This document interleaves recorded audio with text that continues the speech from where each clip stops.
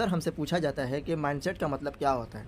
जो आप लोग इतना ज़्यादा सेशन करते हैं, इतना ज़्यादा क्लास करते हैं और इसके ऊपर कई सारे आर्टिकल्स भी लिखे जा चुके हैं कि माइंडसेट्स सेट करो, कैसे सेट होगा? तो ये होता क्या है? देखिए, अगर माइंडसेट की बात की जाए तो इसमें सिर्फ़ और सिर्फ़ ऐसा बिल्कुल भी नहीं है कि हम माइंडसेट में सिर्फ़ बिज़नेस और एंटरप्रेन्योरशिप के बारे में हम प्रमोट करेंगे तो यही हमारा माइंडसेट है, नहीं।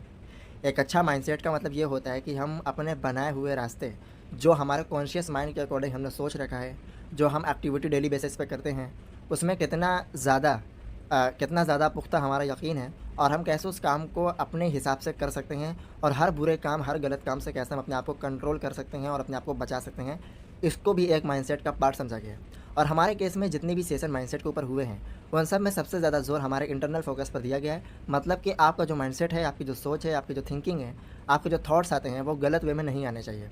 ज़ाहिर-सी बात है, जब इंसान के सामने कोई ऐसी चीज़ रख दी जाए, जो उसको बहका दे, जो उसको बहला दे, उसके दिमाग को पूरी तरीके से आउट ऑफ कंट्रोल कर दे, तो वो ये नहीं देखेगा मेरे सामने कैसी सिचुएशन है या किस कंडीशन में मैं हूँ, वो गुनाह कर बैठेगा, वो गलत काम कर बैठेगा।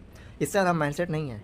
ये ज़ाहिर-सी बात है कि हर इंसान देखो, इंसान से गलतियाँ होती है, ठीक है? लेकिन उस गलती से अपने आप को सीख दे देना, ये माइंडसेट है। अगर एक गलती करके आप बार-बार उसी में मुब्तला हैं, बार-बार वही गलती को कर रहे हैं, तो फिर आप ये गलती नहीं कर रहे हैं ना, फिर आपकी ये आदत बन चुकी है और इसे ही बोलते हैं बुरी आदत। जब ये आपको पकड़ लेती है, तब आप इसे अपनी तरफ से कंट्रोल नहीं कर सकते, ये आपको अपनी तरफ से कंट्रोल कर सकती है, राइट? ये होता है माइंडसेट। यानी कि हमारे सामने 2 रास्ते हैं, पहला हमारा है रॉन्ग रास्ता और हमारा है राइट रास्ता। अब हमें जाना किस पर है, ये हमारी सोच पे डिपेंड है, जाना किस पर है, हमारे एक्टिविटी पे डिपेंड है, जाना किस पे है, हमारे डेली बेसिस के काम पर डिपेंड है और हमारी सोच पे डिपेंड है कि हम कैसे उस काम को कर सकते हैं, कितनी अच्छी तरीके से कर सकते हैं।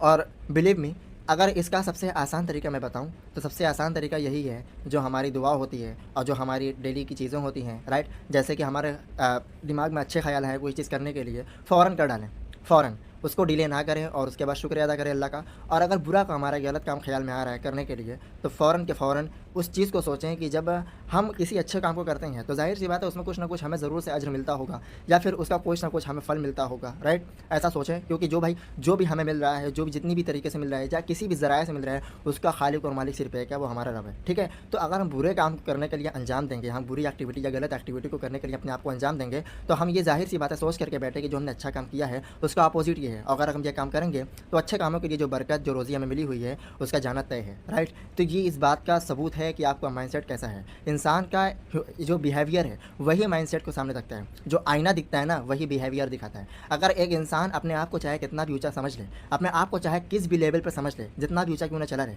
अगर उसका बिहेवियर, उसके अखलाक अच्छे नहीं हैं, तो फिर मैं कहूँगा कि ऐसे इंसान का माइंडसेट बिल्कुल पूरी तरीके से फ़ेल है, राइट? वो अपनी एक्टिविटी में तो मसरूफ़ है, लेकिन मसरूफ़ियत के साथ-साथ वो अपने दिमाग को, तौर तरीकों को, अपने अखलाक को इंसान के सामने उस तरीके से नहीं रख पा रहा है, जिस तरीके से उसे रखना चाहिए। तो यहाँ